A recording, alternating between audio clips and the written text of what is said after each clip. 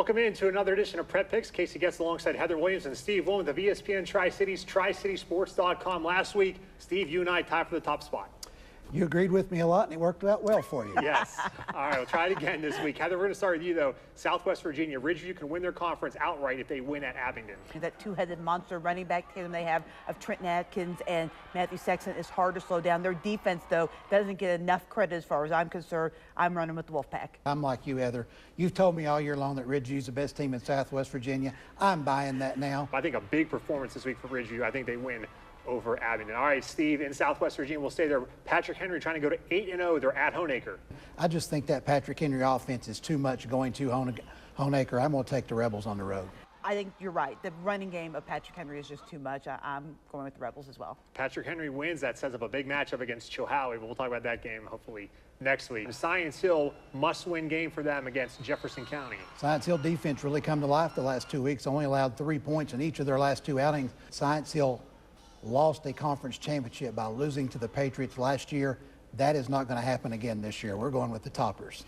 I'm going to do something that you like to do, Steve, a lot, which is compare like opponents. And you look at Jefferson County, who lost to Morristown West. Science Hill handled Morristown West pretty easily. I also am going to go with the Toppers. Yeah, Science Hill needs this win. They're going to get this win, even if it's on the road. Toppers get the win. Heather, now we got a big game in Northeast Tennessee up on Roan Mountain. Cloudland, 1 loss, hosting Johnson County, also 1 loss. This is a really difficult game for me, but I go back to Steve's favorite thing, which is comparing like opponents. Johnson County handled Happy Valley pretty well, so I'm going to go with Johnson County. 2 defenses playing very well. Johnson County only allowed 20 points in their last 4 games. Cloudland 19. I really see what Casey's doing here. He's trying to get me to pick all road teams again this week. Didn't work out too well a couple of weeks ago.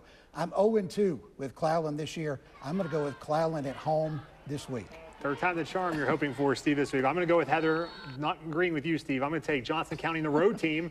We're going to take the road team. I like the Longhorns to get the win. And finally, Steve, the big game, the Musket Bowl. David Crockett, Daniel Boone. What a classic high school football matchup. You've got for Boone, veteran coach Jeremy Jenkins. For Crockett, you've got former Boone player Hayden Shanley, his first year at Crockett. You've got 2 outstanding offenses, Boone's running game, Crockett's passing game.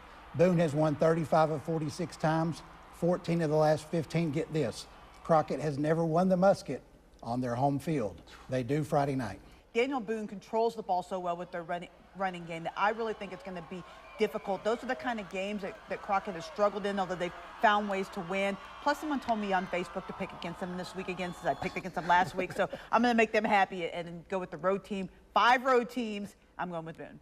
I'm taking Daniel Boone as well. I think their running game will churn the clock, shorten the game, much like Tennessee High did last week against David Crockett. I think this time Daniel Boone will get the win and keep the Musket Bowl. Steve and Heather, thank you guys for joining us. You can see all your scores and highlights coming up on Friday Night Huddle.